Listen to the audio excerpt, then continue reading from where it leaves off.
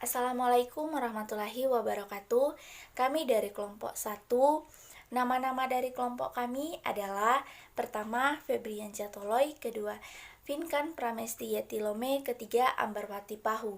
Di sini kami akan membawakan judul materi yaitu jenis-jenis kurikulum. Kami dari Prodi Pendidikan Bahasa dan Sastra Indonesia, Fakultas Sastra dan Budaya, Universitas Negeri Gorontalo. Kami memenuhi tugas dari mata kuliah, kurikulum dan pembelajaran Bahasa dan Sastra Indonesia dengan dosen pengampu yaitu Ibu Dr. Fatma A.R. Umar, MPD. Di sini kami akan menyampaikan beberapa topik, yaitu kurikulum subjek akademis, kurikulum humanistik, kurikulum rekonstruksi sosial, kurikulum berbasis kompetensi, separated subjek kurikulum, correlated kurikulum, broadfield kurikulum, dan integrated kurikulum. Di sini pemateri kelompok 1 yaitu saya selaku moderator dan pemateri pertama yaitu Febrian Jatoloy, pemateri kedua yaitu Vinkan Pramesti Yetilome, dan pemateri ketiga yaitu Ambarwati Pahu. Nama-nama dari kelompok 1 yaitu saya sendiri Febrian Jatoloy, kedua yaitu Vinkan Pramesti Yetilome, dan ketiga adalah Ambarwati Pahu. Baiklah, saya akan masuk pada pemateri. Pada pemateri pertama yaitu saya sendiri. Kurikulum subjek akademis, yaitu pertama sebelum itu kita harus mengetahui pengertian dari kurikulum itu sebelum kita masuk pada jenis-jenis kurikulum. Kurikulum adalah perangkat mata pelajaran dan program pendidikan yang diberikan oleh suatu lembaga penyelenggara pendidikan yang berisi rancangan pelajaran yang akan diberikan kepada peserta pelajaran dalam satu periode jenjang pendidikan.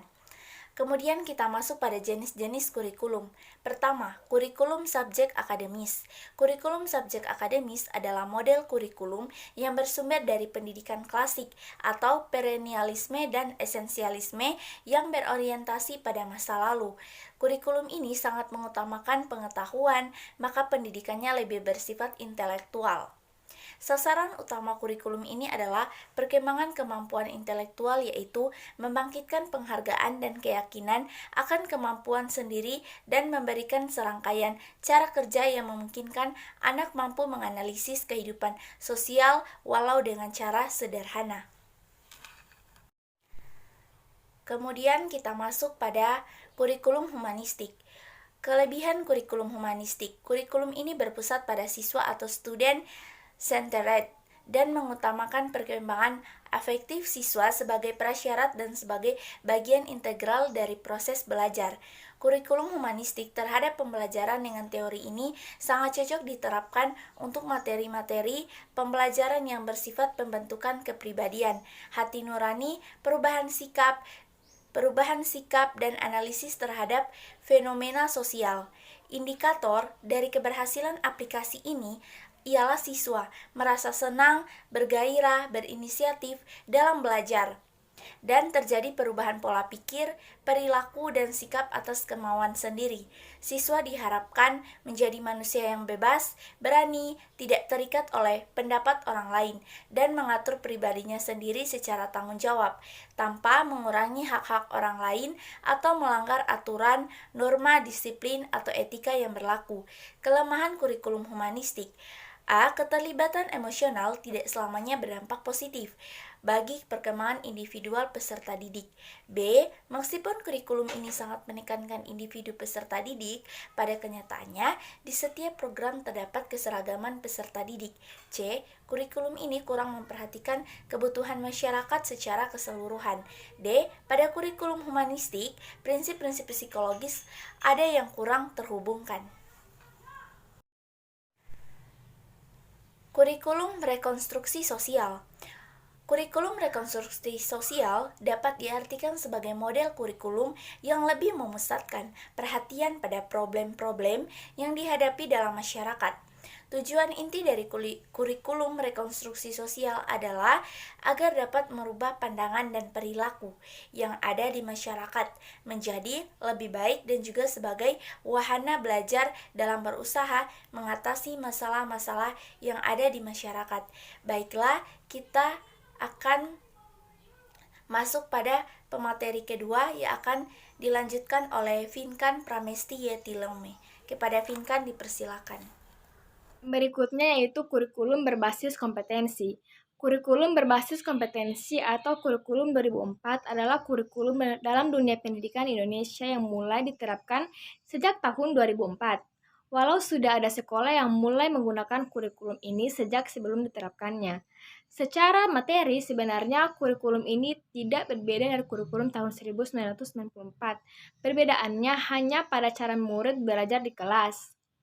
Dalam kurikulum terdahulu, para murid dikondisikan dengan sistem tutor bulan. Namun, pada kurikulum baru ini, para siswa dikondisikan dengan sistem semester.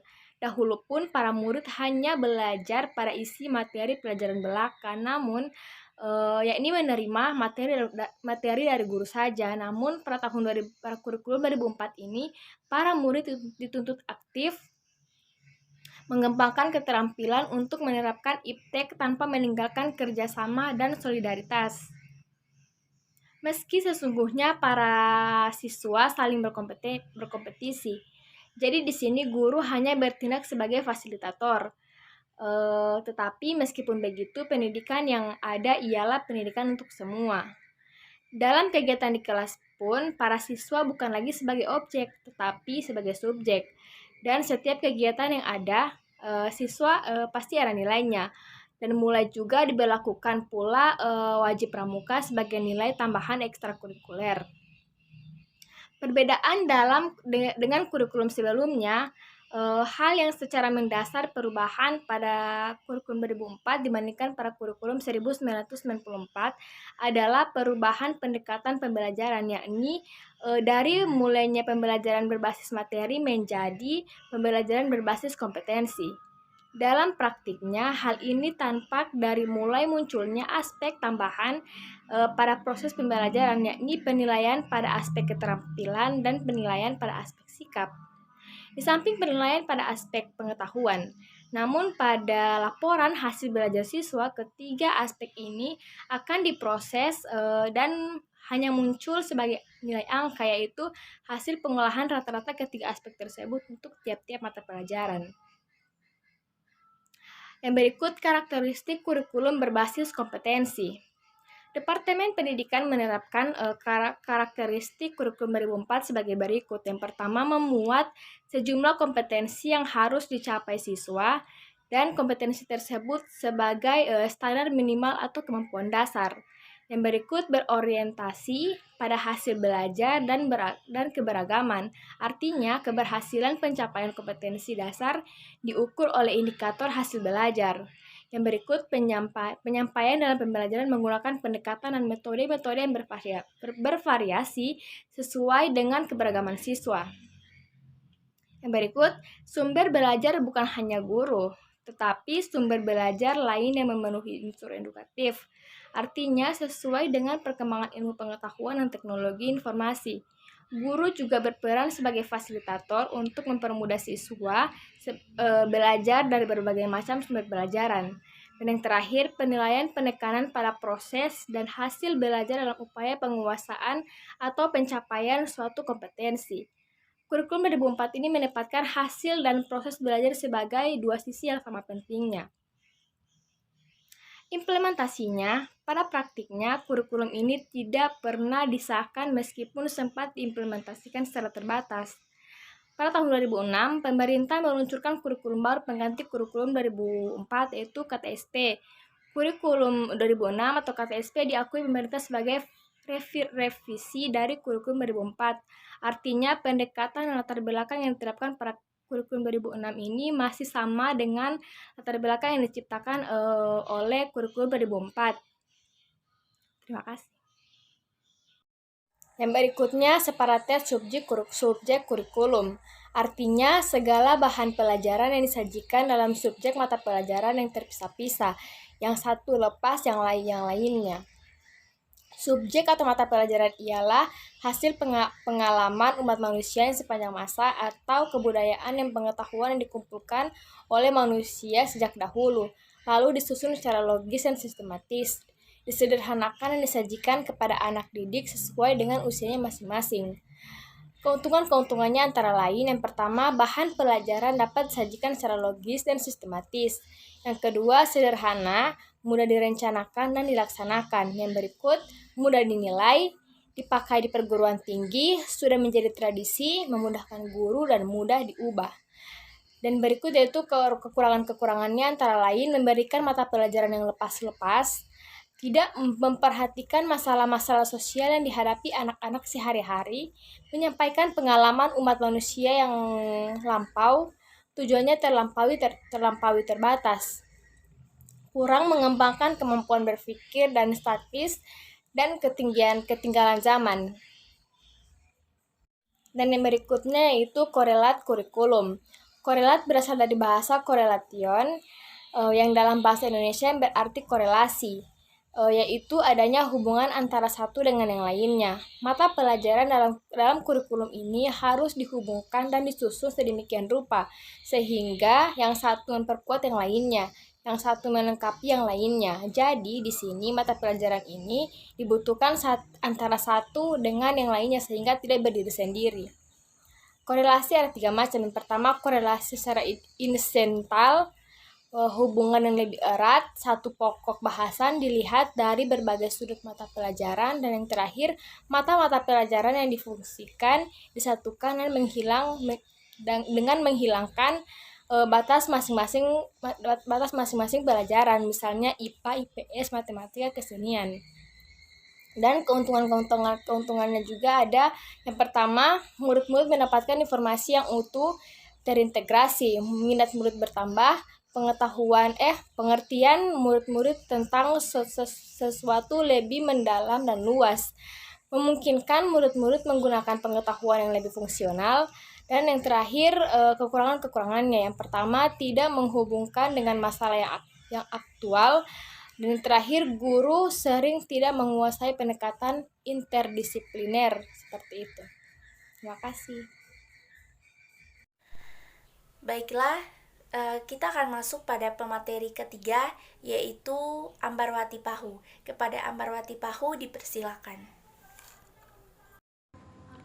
Broad-field Curriculum, yaitu kurikulum yang disusun dengan mengkorelasikan atau menggabungkan sejumlah mata pelajaran sejenis, contohnya IPS, IPA, matematika, bahasa Indonesia, dan kesenian.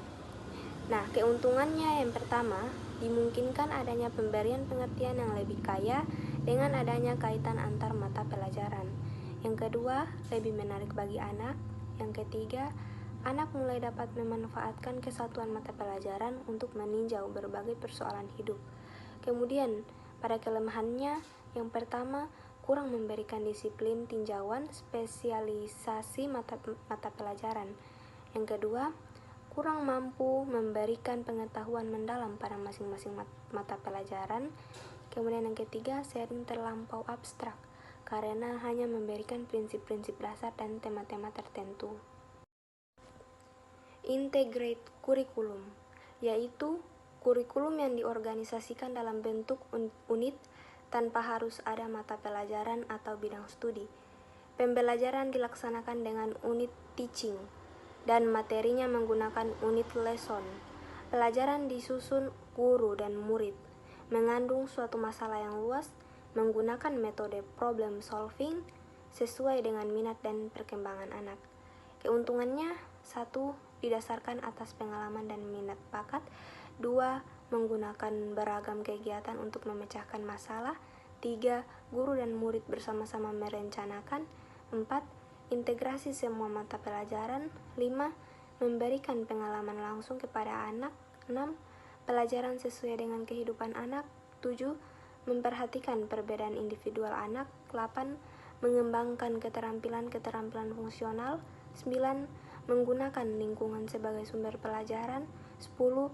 Banyak memberikan keterampilan sosial. Kemudian yang terakhir, menggunakan psikologi gestal dalam pembelajaran.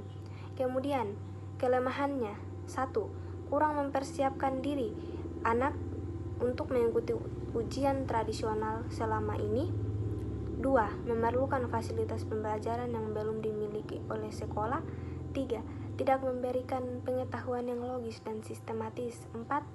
Memberatkan tugas guru. 5. Lebih mengutamakan proses daripada materi. 6. Manajemen pembelajaran sangat sulit. Baiklah, itulah hasil pemaparan dari kelompok kami, pemaparan materi dari kelompok kami yang berjudul jenis-jenis kurikulum. Sebelum saya menutup presentasi ini, yaitu di sini saya akan menyampaikan kesimpulan dari kelompok kami. Kesimpulan dari materi jenis-jenis kurikulum ini sangat penting dalam menunjang pendidikan. Pendidikan yang berlandaskan pada kurikulum yang saling terikat. Jenis-jenis kurikulum yang terdapat, berbagai macam dan perkembangan jenis-jenis kurikulum yang dilalui sesuai perkembangan pendidikan zaman ke zaman. Jadi intinya, jenis-jenis kurikulum sangatlah bagus untuk para peserta didik dan untuk menunjang pendidikan. Karena kurikulum merupakan salah satu tiang untuk menunjang suatu pendidikan di suatu negara ataupun di suatu wilayah di daerah masing-masing. Itulah hasil presentasi dari kelompok kami. Mohon maaf apabila ada salah-salah kata.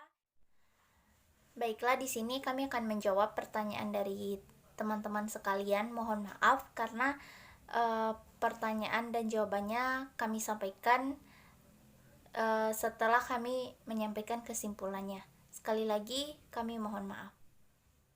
Baiklah, pertanyaan selanjutnya akan dijawab oleh Vinkan Pramesti Yetilome. Pertanyaan dari Sri Dewila Kasyaraja. Kepada Saudara Vinkan dipersilakan. Baiklah, saya akan menjawab pertanyaan dari Saudari Sri Dewila Kasyaraja. Pertanyaannya adalah, kurikulum berkonstruksi sosial atau kurikulum yang memusatkan perhatian pada problem-problem yang dihadapi dalam masyarakat. Nah, yang jadi pertanyaan saya itu, problem atau masalah apa saja itu? Dan jawaban dari kelompok kami adalah, yang pertama, tingginya penyakit menular. Tingginya penyakit menular sedang menjadi perhatian banyak orang, bukan hanya di Indonesia tapi di seluruh dunia. Merebaknya COVID-19 di Indonesia bahkan melahirkan banyak masalah sosial baru yang tidak kalah urgensinya untuk segera dibereskan. Yang berikut adalah kemiskinan. Sayangnya, kemiskinan masih menjadi masalah sosial yang paling tinggi di Indonesia. Ditambah lagi dengan adanya virus COVID-19, banyak pihak yang bisa jatuh ke jurang kemiskinan jika masalah ini tidak coba dientaskan. Yang berikut ada pendidikan yang rendah. Pendidikan yang rendah merupakan permasalahan Indonesia yang sudah mengakar. Dengan adanya pendidikan yang rendah ini bisa timbul berbagai masalah sosial seperti kemiskinan dan kurangnya daya saing masyarakat Indonesia dengan masyarakat luar negeri. Yang berikut ada pengangguran. Dari angka pengangguran tumbuh dan subur di Indonesia. Hal ini memicu banyaknya penduduk Indonesia yang tidak produktif karena tidak produktifnya itu tetapi menjadi kebutuhan hidup sehari-hari. Tidak sedikit masyarakat yang menimbulkan masalah sosial baru seperti kriminalitas. Dan yang terakhir adalah kenakalan remaja. Masalah sosial kenakalan remaja bisa terjadi karena banyak hal, misalnya seperti kurangnya perhatian orang tua, buruknya lingkungan pergaulan, hingga asupan konten yang belum bisa ditelan mentah-mentah oleh remaja. Seperti itu jawaban dari kelompok kami. Lebih dan kurangnya saya mohon maaf. Terima kasih. Baiklah, pertanyaan yang kedua akan dijawab oleh Ambarwati Pahu. Pertanyaan dari Rivaldo. Kepada Ambarwati Pahu dipersilakan. Perkenalkan, nama saya Ambarwati Pahu. Saya di sini akan menjawab pertanyaan dari saudari Rivaldo. Pertanyaannya yaitu, apa maksud dari metode yang bervariasi dalam penyampaian pembelajaran dalam keberagaman siswa? Nah, maksud dari metode bervariasi itu yaitu dapat didefinisikan sebagai cara penyajian pelajaran oleh seorang guru kepada siswa untuk mencapai tujuan tertentu yang dilakukan secara variatif dan suatu cara ke cara lainnya untuk meningkatkan motivasi belajar siswa. Nah, metode yang bisa kita lakukan yang pertama yaitu melakukan akselerasi dan program tambahan, pengajaran individual, pengajaran unit, kelas khusus bagi siswa yang cerdas, kelas remedial bagi siswa yang lamban, pengelompokan berdasarkan abilitas, pengelompokan informal, memperkaya dan memperluas kurikulum, diferensiasi pemberian tugas, kemudian bimbingan individual. Nah, yang terakhir yaitu melakukan modifikasi metode-metode belajar. Itulah jawaban saya. Terima kasih. Baiklah, saya akan menjawab pertanyaan dari saudara Nurnadifa Daeng. Pertanyaan Nurnadifa Daeng adalah, sebutkan dijelaskan kelebihan dan kelemahan dari kurikulum subjek akademis. Jawabannya adalah, kelebihan kurikulum subjek akademis yaitu A. Kelebihan dari kurikulum ini adalah pengedepanan intelektual siswa. Karena pendidikan berfungsi untuk memelihara, mengawetkan, dan meneruskan budaya tersebut kepada generasi berikutnya. Kemudian pemilihan aspek-aspek dalam satu mata pelajaran yang mampu membuat tersistemnya sebuah pemahaman. C. Mempersiapkan manusia dari dunia intelektualisme kepada dunia aktual yaitu masyarakat. Kelemahan kurikulum subjek akademis yaitu metodenya bervariasi dalam penyampaian pembelajaran dengan keberagaman siswa. Baiklah, itulah jawaban saya. Terima kasih. Sekian. Wassalamualaikum warahmatullahi wabarakatuh.